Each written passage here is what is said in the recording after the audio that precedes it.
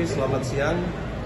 Ya, tadi kami sudah ke DPR RI, ke Komisi 3, dan kami memasukkan surat ke Sekjenan DPR RI, dan ada tanda terima laporan yang kita tujukan kepada Dr. Habibur Rahman SHMH ya, dan kita harapkan ada dilakukan RDP secepatnya ya terkait kriminalisasi perkara atau rekayasa perkara terhadap klien kami Bu Iren, dan mudah-mudahan berjalan lancar.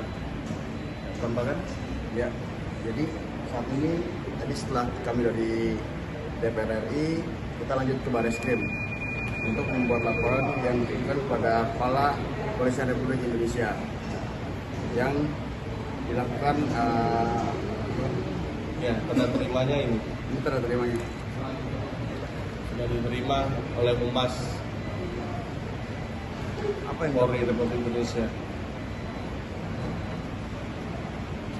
Ya, poin daripada rekayasa atau laporan kita ya berhubungan dengan dugaan rekayasa, berhubungan dengan dugaan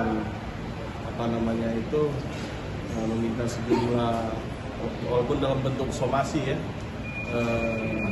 pemerasan ataupun kriminalisasi, tentunya jelas berhubungan dengan pasal yang ditujukan 372, 378 tidak terpenuhi karena dasarnya adalah jelas dalam perjanjian tanggal 31 Januari 2024. Kemudian dari pihak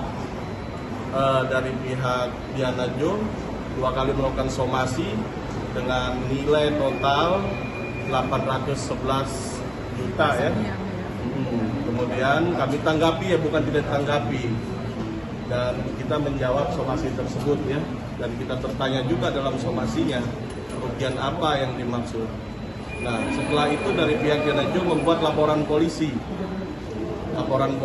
tanggal 7 Mei ya, 7 Mei 2024 yang menyebutkan tindak pidana 372, 378 dan 406. 372, 378 tentu tidak terpenuhi. Kemudian 406 ini itu yang menurut klien kami sangat membingungkan. Pengerusakannya di mana? Karena dari videonya jelas tidak ada barang yang dirusak, tidak ada barang yang dibuang ke tong sampah ataupun tempat limbah, dan kondisi barang dalam kondisi baik. Dan kami mencari keadilan sampai Komisi 3, sampai ke Kepala Kepolisian Republik Indonesia, dikarenakan bingung terkait apa yang dirusak sampai dijadikan tersangka gitu Bu ya. Silakan ditambahkan. Ya. Pada intinya kita berawal dengan baik-baik. Semua ruko renovasi saya yang siapkan, dan Diana Jo itu menyiapkan mesin yang katanya miliaran rupiah. Tetapi yang ditaruh di tempat saya bukan mesin itu.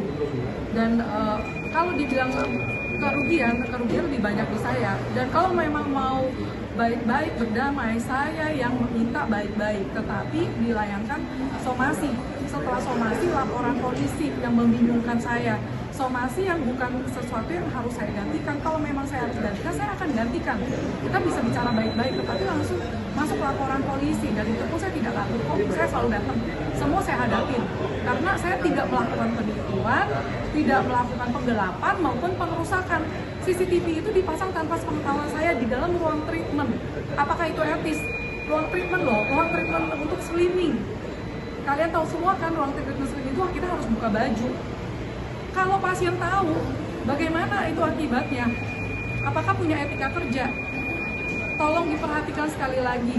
Saya butuh perlindungan hukum. Saya butuh hak saya sebagai orang Indonesia. Kenapa hanya karena kekuatan seseorang, lalu semua bisa dilancarkan sampai saya menjadi tersangka? CCTV itu diturunkan pun secara baik-baik, karena saya juga kaget ada di ruang treatment tanpa izin. Tanpa izin, sekali lagi saya bilang tanpa izin. Saya serah terima dengan baik, tidak ada kerusakan, ada tanda tangannya. Dan laporan itu di bulan Mei, sedangkan barang diterima di bulan November. Logikanya di mana? Tolong Bapak Polisi yang terhormat, dilihat sekali lagi. Dan jangan di entertain orang-orang yang mau menjatuhkan orang lain. Saya benar-benar minta penegakan hukum, keadilan hukum. Dan saya sudah capek 1 tahun, saya diminta bolak-balik ke Polres Utara. Saya datang, saya kasih semua bukti-bukti tanpa ada keraguan karena saya tidak melakukan kesalahan. Kenapa bisa tahu-tahu sampai jadi tersangka? Saya bingung banget. Jadi di sini hari ini semua cara kita lakukan bersama dengan Pak Rafli, Pak Khairuddin untuk meminta keadilan dan perlindungan hukum.